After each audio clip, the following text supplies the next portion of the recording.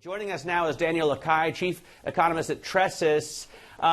Daniel, tell me what your assessment is of yesterday's agreement. Have I got it right that Merkel has just agreed to now hand off money to Italy, essentially?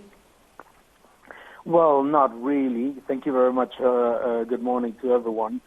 I think that the agreement is certainly something that is going to provide some relief.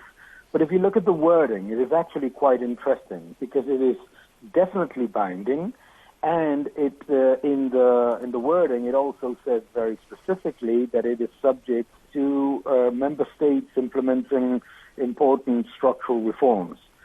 So the idea that we are going to see money for nothing is very, very difficult to believe. I think that we will need also to see how other countries react to the agreement and a much more detailed level of the itemized points of the agreement in itself.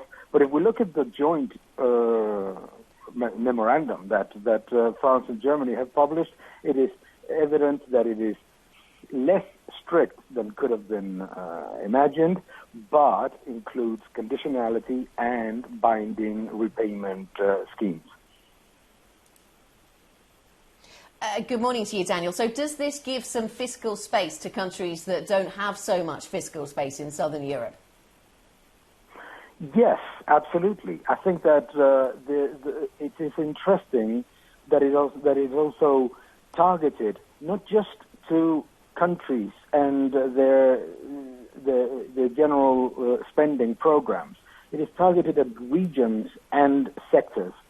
This is critical in order for it to have some form of impact, because if these aids are not directed towards the sectors that are bleeding as we speak, today we saw new car registrations completely abysmal in the European Union, etc. If it's not targeted very specifically to the sectors and to the regions that have suffered the most, then it is very easy that it simply dilutes all these funds into the general spending of governments and becomes almost a negative impact, actually, because it finances current spending and does not improve the recovery opportunity of those countries and regions.